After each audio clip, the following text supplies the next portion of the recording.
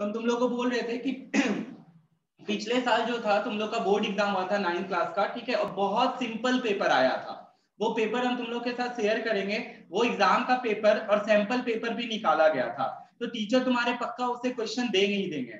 आज हम कुछ क्वेश्चन उससे डिस्कस करेंगे। जैसे अभी हम तुम लोग का जो टेस्ट लिए थे और उसमें पूछे थे ऐसे करके पानी वाला क्वेश्चन, वो पानी वाला क्वेश्चन का वो वाला भी पार्ट था उसमें कि बताए यहाँ का क्या टेम्परेचर होगा और यहाँ का टेम्परेचर क्या होगा। तो वो वाला क्वेश्चन भी उसमें था। तो तुम लोग को बता रहे कि वो पढ़ना जरूरी है तुम लोग के लिए। आज हम जो तुम लोग को पहला रिवीजन करवाएंगे वो क्या चीज का करवाएंगे, मेजरमेंट का। ठीक है, काफी समय हो गया मेजरमेंट पढ़े हुए तुम लोग को, तो देखो मेजरमेंट में तुम लोग को वापिस से क्या क्या पढ़ना है। सबसे पहले मेजरमेंट का क्या करना है, डेफिनेशन। अब हम बोर्ड में लिखते हैं यहाँ पे 5 मीटर, इसका मतलब क्या है 5 इंटू 1 मीटर।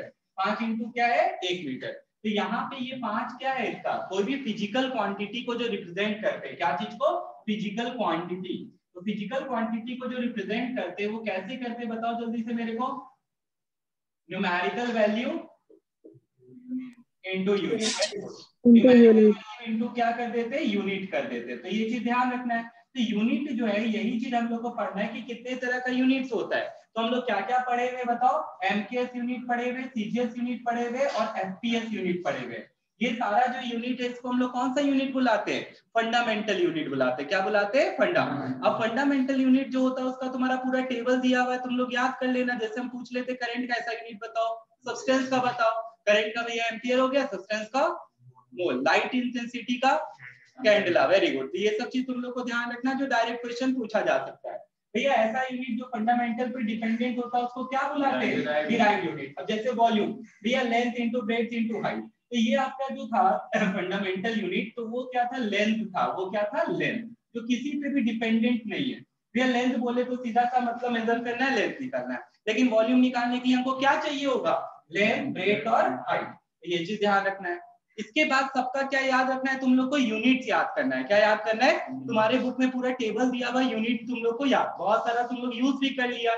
जैसे कल हम लोग मोमेंटम पढ़े थे, मोमेंटम का ऐसा यूनिट बताओ क्या था, केजी मीटर पर सेकंड। सीजीएस यूनिट क्या था, ग्राम सेंटीमीटर पर सेकंड। तो ये चीज ध्यान रखना है तुम लोग को। ज्यादा डिटेल में जाने का काम ही नहीं है तुम लोग को, ठीक है। फिर आता है तुम्हारा यहाँ पे क्या, लेंथ का, ठीक है, बुक का काम नहीं है। अब यहाँ पे आता है, ये पार्ट हो गया कंप्लीट, ठीक है। तो फिजिकल यूनिट कैसा चूज करना चाहिए, क्वेश्चन ये आता है how the unit must be, ठीक है, यूनिट कैसा होना चाहिए। चले गए आलू खरीदने, बोलते 5 लीटर आलू ले लीजिए, सही बात है, क्या कन्वीनियंट होना चाहिए, टाइम के साथ टाइम नहीं बदलना चाहिए। भैया 1 मीटर 10 बजे हो रहा था 100 सेंटीमीटर के बराबर और 12 बजे हो गया 1000 सेंटीमीटर, तो गलत बात होगी। अब ये सब नहीं होना चाहिए। तो टाइम के साथ यूनिट बदलना नहीं चाहिए। भागलपुर पटना में चेंज नहीं होना चाहिए, अमेरिका इंडिया में चेंज नहीं होना चाहिए। तो टाइम और समय के साथ और जगह के साथ यूनिट चेंज नहीं होना चाहिए। समझ में आ गई ये चीज, ठीक है। इसके बाद यहाँ पे देख, दूसरा unit should be reproducible. What do you mean by reproducible, kilometre को सेंटीमीटर में चेंज किया जा सके, मीटर में चेंज किया जा सके, या और बड़े बड़े यूनिट में चेंज किया जा सके। तो बड़ा यूनिट छोटा यूनिट आएगा, तो मल्टीपल यूनिट्स और सब मल्टीपल यूनिट। तो याद करना है। तो एक एक करके सबसे पहले चलते क्या चीज पे, लेंथ पे। कौन क्या चीज पे चलते, लेंथ पे। तो सबसे पहला जो आया वो तुम्हारा क्या आ गया, लेंथ वाला आ गया। तो लेंथ पर अगर बात करें तो सबसे पहले हम लोग क्या करते हैं, छोटा यूनिट पढ़ते हैं और बड़ा यूनिट पढ़ते हैं। तो लेंथ का जैसे हमको बोलता है कि हमको सन का और अर्थ का डिस्टेंस निकालना है, तो बड़े यूनिट में कौन कौन सा यूनिट सिखाया गया तुम लोग को, पार्सेक बताया गया है, लाइट ईयर बताया गया है, एस्ट्रोनॉमिकल। सबका वैल्यू याद रखना है, सबका क्या निकालना है, वैल्यू निकालना है। तुम लोग टेंशन नहीं लेना है, एकदम डायरेक्ट क्वेश्चन दिया जाएगा, ठीक है। अगर बोर्ड पैटर्न में सेट करेगा तो तुमको डायरेक्ट क्वेश्चन देगा, हार्ड क्वेश्चन भी नहीं रहेगा। तुमको बोलेगा बताओ कि 5 लाइट ईयर का मतलब क्या है, ठीक है। तो क्या करेंगे यहाँ पे भैया, जो भी 1 लाइट ईयर मतलब distance travel by the light in 1 year is known as light year, ठीक है। तो ये चीज ध्यान रखना, 5 लाइट ईयर का मतलब क्या हो जाएगा, ये चीज ध्यान रखना। उसी तरह से एक पार्सेक कितने के बराबर है, 1 लाइट ईयर कितने के बराबर है, एक एस्ट्रोनॉमिकल कितने के बराबर है, सब किसके टर्म्स में याद करेगा, क्यों मीटर, क्योंकि लेंथ का ऐसा यूनिट क्या होता है, मीटर। भैया छोटा यूनिट सब बताइए। तो सबसे छोटा क्या पढ़े थे हम लोग, एफएम। क्या था एफएम, 10 टू द पावर -15। फिर एक था तुम्हारे 10 पे पावर -12, कौन था वो, पिकोमीटर, ठीक है। उसी तरह एक एंगस्ट्रम था, क्या था, ये चीज ध्यान रखना। तो यही सब बात बताया गया है और कुछ भी नहीं है। अब जैसे हम लोग तुमसे यही पूछ रहे हैं कि हमको अगर सन और दूसरे प्लेनेट के बीच का डिस्टेंस निकालना है, कैसे निकालेंगे? तो कौन सा यूनिट यूज करोगे? सेंटीमीटर? नहीं तो बिगर यूनिट्स ऑफ लेंथ यूज करते हैं। तो बिगर यूनिट्स में ये सारा पड़ा हुआ है, तो तुम लोग यही बता रहे हैं। सबसे बड़ा उसमें कौन हो जाता है? पार्सेक, फिर लाइट ईयर, और फिर तुम्हारा क्या आ जाता है? Astronomical unit. उसी तरह छोटा में तुम लोग को ये सारा बताए, तो सबका वैल्यू पता होना चाहिए, वो भी किसके टर्म्स में? मीटर। क्यों मीटर के टर्म्स में? क्योंकि भैया मीटर किसका ऐसा यूनिट होता है? लेंथ का। तो ये हो गया लेंथ का खत्म, ठीक है। अब क्या चीज आता है? अब आता है मास। अब क्या आता है? मास। मास में तुम्हारा दो चीज बहुत इंपॉर्टेंट है कि एक क्विंटल और एक टन कितने के बराबर होता है। तो एक क्विंटल जो बता रहा है वो किसके बराबर होता है? बता। 100 केजी। एक क्विंटल जो होता है वो तुम्हारा कितने केजी के बराबर हो जाता है? 100 किलो। एक क्विंटल जो है वो कितने किलो के बराबर? 100 केजी। और एक टन 1000। ठीक है, तो ये चीज ध्यान रखना। तो केजी में याद करेंगे, कंफ्यूजन नहीं हो रखना अपने को। तो ये हो गया तुम्हारा क्या? ये बिगर यूनिट्स ऑफ मास हो गया भैया। केजी से कितना ज्यादा है देख ले। एक केजी में भी एक क्विंटल 100 केजी, और एक टन में कितना बता रहा है? 1000। अब एक और चीज आता है क्या? सोलर मास। क्या आता है भैया? दो बात यहाँ पे कि तो हमको एक एटम का मास नापना है, इसमें कितना एटम्स पड़ा हुआ है सोचो। तो इस एटम का मास क्या चीज में नापेंगे? AMU में नापेंगे। 1 AMU कितने के बराबर होता है बताओ?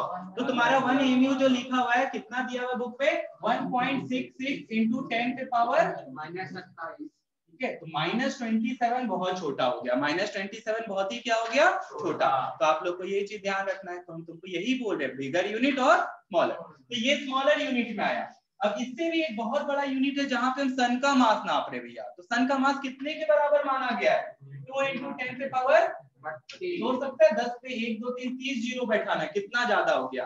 This is known as 1 solar mass. तो ये सब चीज पता रहना चाहिए तुम लोग को। अब देखो यहाँ पे मार्क्स गवा दोगे, कारण है कि जो रटा होगा उसको पता होगा, जिसको नहीं आता तो कोई चांस ही नहीं कि कुछ भी तुक्का मार के आ जाए।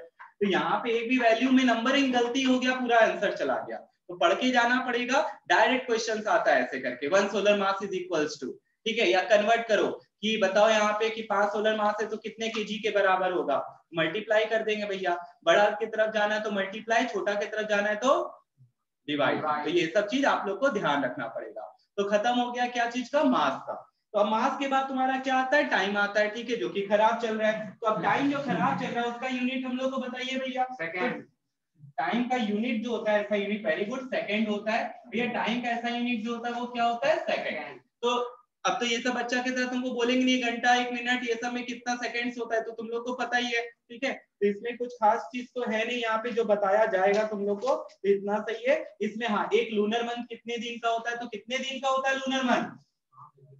29.5। भैया व्हाट इज लूनर मंथ? ये भी क्वेश्चन आता है। जैसे सोलर मास क्या हुआ, तो लूनर मंथ क्या होता है भैया? धरती के अराउंड कौन चक्कर लगा रहा है? चांद। धरती के अराउंड चांद चक्कर लगा रहा है, ठीक है ना। अब धरती के अराउंड क्या चक्कर लगा रहा है? चांद चक्कर लगा रहा है। तो चांद जो चक्कर लगा रहा है, चांद धरती के अराउंड घूमने में जितना समय लगता है वही क्या होता है? ठीक है, 29.5 डेज। कोई दिक्कत है किसी को? तो ये सब चीज पता रहना चाहिए, सीधा सा डाटा है और कुछ भी नहीं है। एक डिकेड में कितना साल? एक सेंचुरी में कितना साल?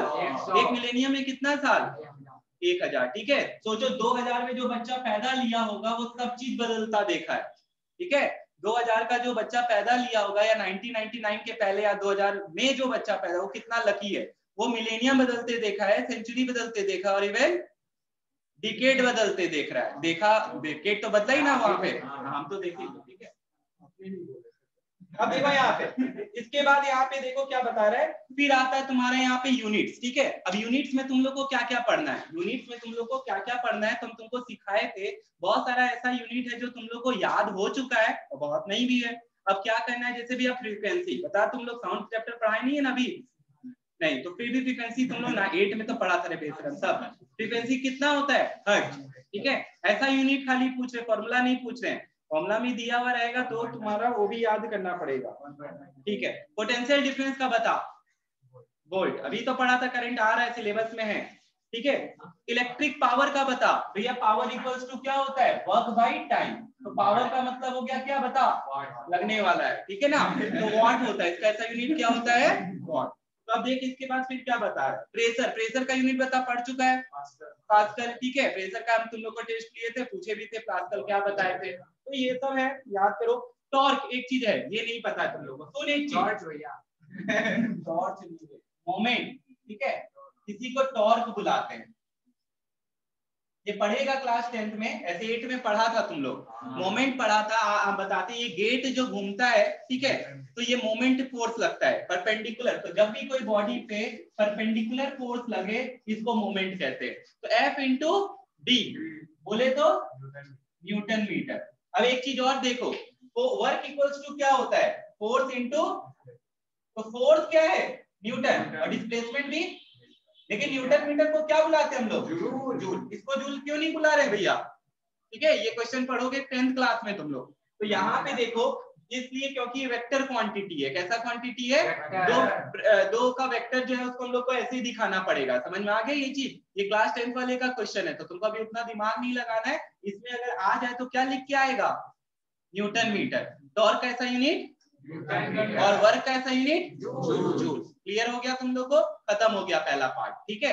मेजरमेंट का पहला पार्ट कंप्लीट हो गया। तुम लोग जिसमें फंस रहे हो, ठीक है, गाइडलाइंस फॉर राइटिंग यूनिट। अब हम एक दो गाइडलाइंस बता देते हैं, बोलो। गाइडलाइंस नहीं पूछना चाहिए, लेकिन फिर भी एक बार देख लेते। हमको खाली ये सब बताओ कि 5 मीटर पर सेकेंड लिखना क्या सही है, नहीं, इसको क्या लिखता है, या सेकेंड स्क्वायर है तो 5 मीटर एस पे पावर क्या लिखने बोलता है, ठीक है। 1 न्यूटन या 5 न्यूटन, ठीक है भैया, इंग्लिश बोलता है न्यूटन, सही है ये, नहीं। प्रॉपर नाउन है तो कैपिटल लेटर लगाओ, आइजैक न्यूटन है ना प्रॉपर नाउन, तो ये सही होना चाहिए ना, पता ही नहीं है क्या बोल रहे भैया, खाली एटम बम गिरा दीजिए न्यूटन के ऊपर। यहाँ पे देखो, यहाँ पे ये गलत हो गया, क्यों, क्योंकि गाइडलाइंस कहता है कि जब आप पूरा नाम लिखोगे साइंटिस्ट का तो ये छोटा होगा, लेकिन इनिशियल्स यूज करता है तब खाली ये ऐसे, ये दोनों सही है, ठीक है, समझा। 5 एम्पियर सही है कि 5 ए बड़ा होगा, सही हो, ये सही है, ठीक है, ये सही है, बड़ा नहीं होगा। तो वही बता रहे, गाइडलाइंस फिजिक्स का दिया हुआ है, या प्रॉपर नाउन से कोई लेना देना नहीं है। क्लियर है तुम लोग को, और भी ये छोटा मोटा, ठीक है, उसका काम नहीं है तुम लोग को। जैसे यहाँ पे यूनिट है, तो जैसे 2 यूनिट है, न्यूटन मीटर, इसको तुम ऐसे दिखा सकते हो, क्रॉस से दिखा सकते हो, ठीक है, तो ये चीज बताएगा, ये सब का भी कोई काम नहीं है। सेकेंड पार्ट में इसके चलते हैं। अब हमको बताओ जरा सा, सबसे पहले हम तुमको क्या चीज के बारे में बता रहे, पेंडुलम के बारे में। तो पेंडुलम क्या होता है, ठीक है, सिंपल पेंडुलम भैया देखिए, ऐसे करके बॉब को लटका दीजिए, यही क्या है पेंडुलम। यहाँ से यहाँ का जो लेंथ है इसको इफेक्टिव लेंथ कहते हैं, ठीक है, इसका मास m हो गया, ग्रेविटी इसको नीचे की तरफ क्या कर रहा है, खींच रहा है, कोई दिक्कत नहीं होगा इसका। तो भैया पेंडुलम स्विंग जो करेगा वो यहाँ से यहाँ जाएगा, फिर यहाँ आएगा, फिर भैया पीछे की तरफ, एंड देन वापिस मीन पोजीशन। तो ये जो पोजीशन है इसका कौन सा पोजीशन कहलाता है, मीन। इससे आगे नहीं गया तो ये कौन सा पोजीशन, फिर ये भी इसका कौन सा पोजीशन, एक्सट्रीम। तो भैया यहाँ से यहाँ जाने पे, यहाँ से यहाँ आने पे ये क्या किया, एक ग्राफ बनाया ऐसे करके, मान लीजिए पोजीशन ए, यहाँ से स्टार्ट किया, ए से कहाँ गया, बी, बी, फिर बी से कहाँ आया, ए, फिर ए से कहाँ गया, सी, सी से भैया देखिए ये जो है एक ऐसे करके क्या बना लिया, ग्राफ बना लिया। कोई दिक्कत है यहाँ पे किसी को, ये जो ग्राफ है ये क्या कंप्लीट किया, एक वाइब्रेशन, एक साइकिल, एक ऑक्सीलेशन, ठीक है, तो ये चीज ध्यान रखना।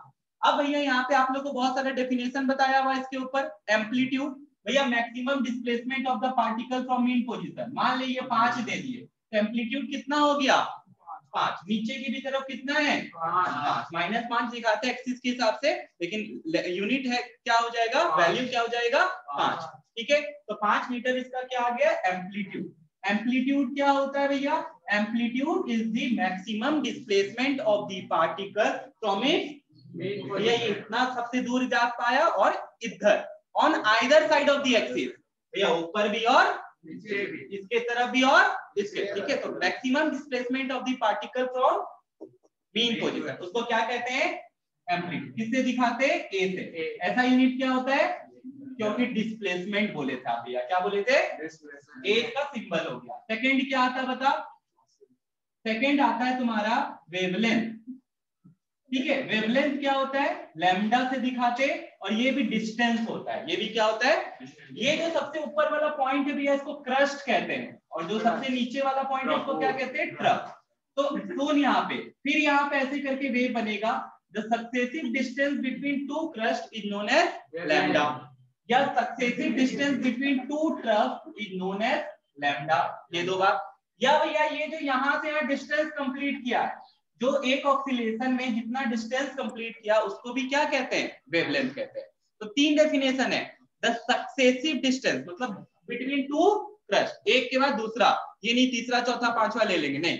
उसी तरह the successive distance between two trough, और एक क्या बताए कि एक यहाँ पे टाइम पीरियड में जितना डिस्टेंस ट्रेवल करता है उसी को क्या कहते हैं, और इसी को वेवलेंथ कहते हैं।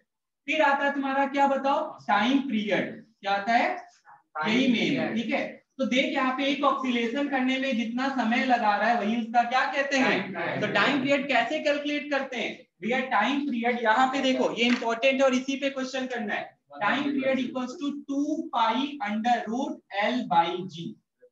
Time period equals to 2 pi under root L by जी।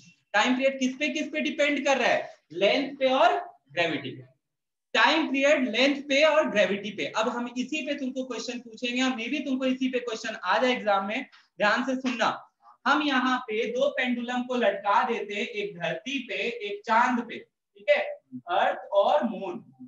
ठीक है, मेरे को बताओ यहाँ पे, सुनना ध्यान से, कि how it's time period will be affected if it has same length.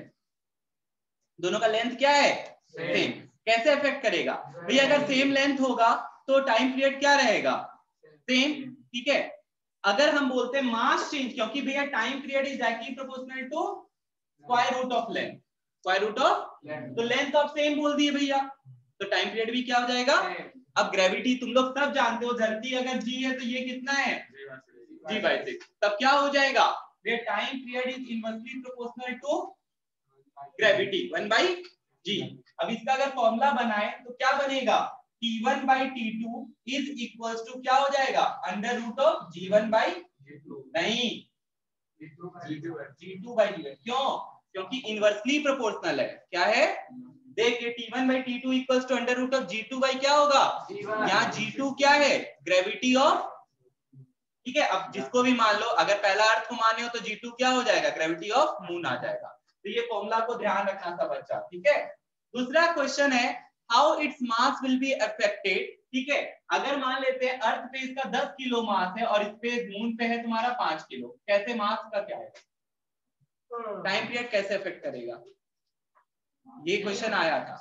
ठीक है भैया, अफेक्ट ही नहीं करेगा, मास से कोई लेना देना नहीं, ये क्वेश्चन आया था। ठीक है, time period will remain same, क्यों, क्योंकि time period does not depends upon mass, यही क्वेश्चन आया था। हम तुमको बार बार बोल रहे हैं, ये बहुत इंपॉर्टेंट क्वेश्चन है। रेशियो अगर पूछेगा तो क्या हो जाएगा भैया, मान ले पहला टाइम पीरियड तुम्हारा क्या था, टाइम पीरियड इसका कुछ था इसका कुछ था, तो सेम रह जाएगा भैया। क्या रह जाएगा, क्योंकि मास का टाइम पीरियड से कोई लेना देना नहीं है। समझ में आ गया इतना सा बात, तो यही है इसमें और कुछ भी नहीं है।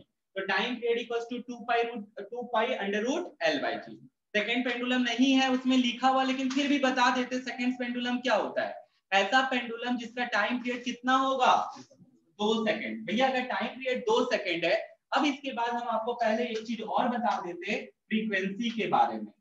फ्रीक्वेंसी जो है वो इक्वल्स टू क्या होता है, 1 नंबर ऑफ ऑक्सीलेशन होता है, 1 इन 1 सेकेंड। ठीक है, सुन ले, इस पे भी क्वेश्चन आ सकता है, नंबर ऑफ ऑक्सीलेशन इन, एक क्वेश्चन करवा देंगे अभी, number of oscillation in 1 second बोल रहे। तो यहाँ पे एक चीज बताओ मेरे को, तुम लोग ध्यान से सुन के, कि number of oscillation in 1 second है। यहाँ पे भैया आप देखिए ऑक्सीलेशन क्या होता है, यहाँ से यहाँ जो किया, दिस इज ऑक्सीलेशन, ये 1 सेकेंड मान लिए, क्या मान लिए, 1 सेकेंड।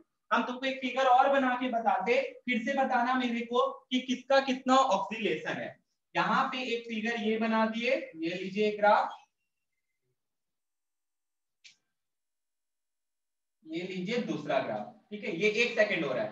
ए का और बी का फ्रीक्वेंसी बताओ भैया, ए का फ्रीक्वेंसी कितना होगा, 1 हर्ट्ज। ठीक है, और बी का 2 हर्ट्ज। क्या किया तुम लोग, देखा 1 सेकंड में ये 1 साइकिल और 2 साइकिल, और ये 1 सेकंड में कितना साइकिल किया? 1। तो समझ गया कि ये एक साइकिल होता है, एक ऑक्सीलेशन होता है, एक वाइब्रेशन होता है, ठीक है। तो बस यही चीज था। तो ये चीज ध्यान रखना, frequency equals to number of oscillation in 1 second. एक और चीज, फ्रीक्वेंसी और टाइम पीरियड में रिलेशन होता है क्या? 1/t। Very good, 1/t। ये बहुत इंपॉर्टेंट है, ठीक है। अब क्यों इंपॉर्टेंट है भैया? अभी आपको सेकंड पेंडुलम बता रहे थे, ऐसा पेंडुलम जिसका टाइम पीरियड 2 सेकंड होता है उसको सेकंड पेंडुलम कहते हैं। तो भैया उसका फ्रीक्वेंसी कितना आएगा? 1/2। कितना हट जा गया? 0. तो सेकंड पेंडुलम का फ्रीक्वेंसी बताओ, ठीक है ना। तो देख ले, ऐसे निकालना है। तो ये सब क्वेश्चन देगा, टेंशन नहीं लेना है कि बहुत हार्ड क्वेश्चन सब देगा, नहीं देगा, ठीक है। सिंपल क्वेश्चन ही देना चाहिए अभी तुम लोग को एग्जाम्स में, ठीक है, क्योंकि तुम लोग बहुत दिन से दिए नहीं हो, तो हार्ड देके कोई मतलब नहीं निकलता है। तो तुम लोग का ये ध्यान रखना है, ये सारा चीज याद रखना है, ठीक है। तो ये था तुम्हारा क्या चीज का रिवीजन? पेंडुलम वाले का। एक क्वेश्चन और हम बता देते जो इंपॉर्टेंट है। क्या तुम लोग सुन, टॉम एंड जेरी देखा है ना सब? टॉम एंड जेरी में क्या होता था? एक घड़ी रहता था जिससे चिड़िया निकलता था 12 बजने पे, देखा है? हाँ। तो उससे रिलेटेड एक क्वेश्चन क्या है कि बताओ क्या होता है, यहाँ ध्यान सुनना। गर्मी में तो भैया क्या होता है? एक्सपेंशन होता है। टेम्परेचर बढ़ेगा तो क्या होगा? वॉल्यूम भी एक्सपेंड करेगा। तो लीनियर एक्सपेंशन का बात कर रहे हैं। क्या चीज का बात कर रहे हैं? बोलता है, क्वेश्चन है तुम्हारे बुक में, सुनना ध्यान से यहाँ पे। The time period of oscillation, ये तो है ही। बोलता है यहाँ पे, ये पेज नंबर 23 में यहाँ दिया हुआ है, ठीक है। तुम्हारा यहाँ पे क्वेश्चन दिया हुआ है, a pendulum clock has a compound pendulum made up of brass और स्टील, ठीक है। Due to seasonal change of temperature the effective length of pendulum changes, due to which the clock goes faster in winter. बोलता है गर्मी में समय धीरे चलता है और विंटर में समय, ऐसा कुछ होता है क्या? समर में और विंटर में, तो विंटर में क्या बोला? समय तो जल्दी चलता है। ये कैसे हुआ? सुनना ध्यान से। सबसे पहला चीज क्या है? Time period is directly proportional to effective length. पक्का? गर्मी में भैया ये एक्सपेंड किया, ठीक है, तो क्या टाइम पीरियड बढ़ गया? समय ज्यादा लगेगा। गर्मी में क्या बोला था? समय ज्यादा की देर। बोलता है यहाँ पे इन विंटर, फिर से बोल देते हैं, इन विंटर ड्यू टू, पहला बोलता है the clock goes fast in winter, ठीक है। विंटर में फास्ट हो जाता है और समर में स्लो, ठीक है। तो सुनो, टाइम पीरियड का मतलब हुआ कि इसको गोल घूमने में कितना समय लग रहा है, ठीक है। टाइम पीरियड का मतलब इसको गोल घूमने में, और हम लोग क्या करते हैं ना, लेंथ से रिलेट कर देते हैं। किससे रिलेट कर देते हैं? सुनना, इसका आंसर कंप्लीट कहाँ होता है भैया? जब गर्मी में क्या हुआ, गर्म में टेम्परेचर बढ़ा तो लेंथ भी बढ़ा, ठीक है। तो क्या टाइम बढ़ जाएगा? ये टाइम नहीं है, ये टाइम पीरियड है। टाइम पीरियड और टाइम में अंतर है। यहाँ पे तुम ये मत सोच लेना कि टाइम बढ़ गया, नहीं।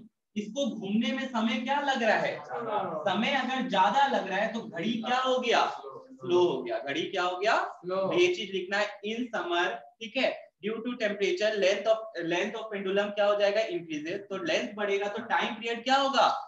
तो घूमने में समय ज्यादा लगेगा, तो घड़ी क्या हो जाएगा? स्लो। और वाइसी वर्सा किस में हो जाएगा तुम्हारा? ठंडा में। ठंडा में क्या होगा भैया? टाइम कम लगेगा, क्योंकि टेम्परेचर घटा तो वॉल्यूम घटेगा, दैट इज कॉन्ट्रैक्ट करेगा।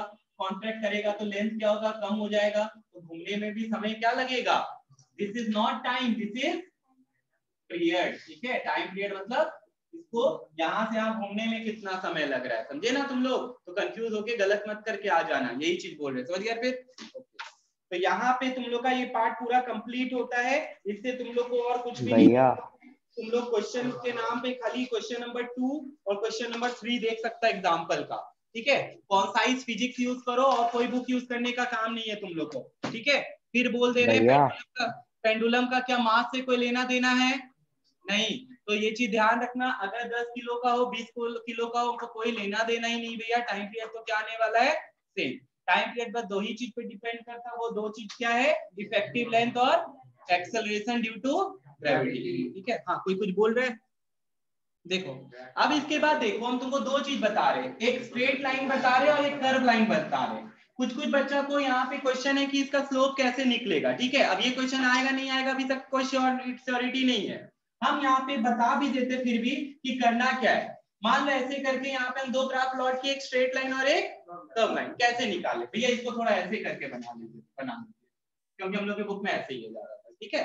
तो तुम लोग को भी पता है कि पहला तो हम आप लोग को स्लोप का फॉर्मूला बता देते हैं, वो क्या होता है, delta y by delta x, y2 minus y1 by x2 minus x1 और y1 minus y2 by x1 minus x2। पहले y2 लियो तो पहले x2 लो, पहले y1 लियो तो पहले x1। भैया देखिए ये आपका 0,0 है, ठीक है। ऐसे करके ये ग्राफ बना हुआ है, से 1 2 3 4 5 10 20 30 40 50 10 20 30 40 50, ठीक है। ये ऐसे करके इधर गया, ये ऐसे करके इधर आया, ये ऐसे करके इधर आ गया, ये इधर आ गया 4 पे और ये इधर आ गया। देख पहले सही बना। अब यहाँ पे देख what will be the slope of the line, इस लाइन का क्या स्लोप होगा। कोई भी देख एक चीज बता मेरे को, ऐसे करके लाइन है ना, तुम लोग कंपास से बनाता है, प्रोटेक्टर से यूज करके बनाता है। मान ले हम बोलते हैं ये 60 डिग्री है, ये कितना डिग्री होगा, ये तुम लोग कभी कोऑर्डिनेट ज्योमेट्री भी पढ़ चुका है, इंक्लिनेशन और स्लोप पढ़ा था ना उसमें भी। तो यहाँ पे देखिए इंक्लिनेशन जो है वो डिग्रीज में आएगा और स्लोप जो है कांस्टेंट नंबर में आ रहा है। तो यहाँ पे भैया देखिए सबका स्लोप सेम आ रहा है, तो कोई भी पॉइंट उठा लो, कोई भी पॉइंट को क्या करो उठा लो। जनरली हम लोग कौन सा 2 पॉइंट उठाते हैं, पहला और लास्ट।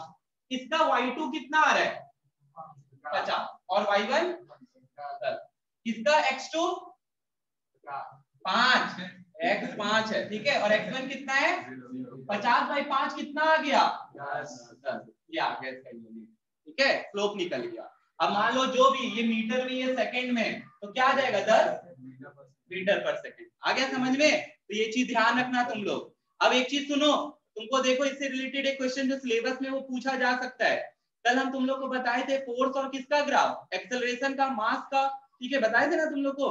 उससे तुम लोग यहाँ पे देखो, तो अब भैया आप देखिए इतने ही हम नहीं लेंगे पॉइंट, हम ये लेंगे, ले ले मेरा क्या है, यहाँ 30 ले लिए और यहाँ पे -0।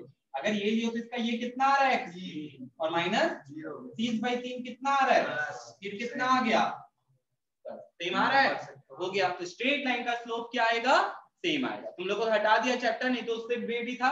अब कर्व का कैसे निकालें, तो ऑब्वियस सा बात है भैया कर्व का एक जैसा नहीं आएगा, और कर्व का निकालना है तो क्या करते हैं, जिस भी पॉइंट का स्लोप निकालना है उस पॉइंट का क्या करोगे, उस पॉइंट पे टेंजेंट ड्रॉ करेंगे। तो भैया यहाँ देखिए हम 3 पॉइंट चूज करते, एक ये देखिए ऐसे चला गया, ये पॉइंट ऐसे चला गया, ये पॉइंट ऐसे चला गया। ऑब्वियस सा बात है भैया सबका स्लोप क्या है, अलग अलग है। सबका स्लोप क्या है, अलग अलग है। चुप ही रहे से बढ़िया। तो सबका स्लोप क्या है, अलग अलग आएगा। तो तुमको क्या करना है, जैसे ये वाला पॉइंट ये, अब इस लाइन में तुम कोई भी दो, जैसे इसका निकालते थे ना वैसे उसका भी निकाल लो, बस खत्म हो गया काम। तुमको वैल्यू दिख जाएगा, हम वही बोलेंगे, एक आखिरी का ले लेना और एक पहले का लेना। तो क्या बताया फॉर्मूला, ये रहा फॉर्मूला, ठीक है। तो delta y by delta x याद रखने के लिए y2 minus y1 by x2 minus, अब y2 को नहीं पहले y1 को लेना, तेरा मन है, ठीक है। तो दोनों से सेम आंसर आएगा, दोनों से क्या आएगा, सेम आंसर। कोई दिक्कत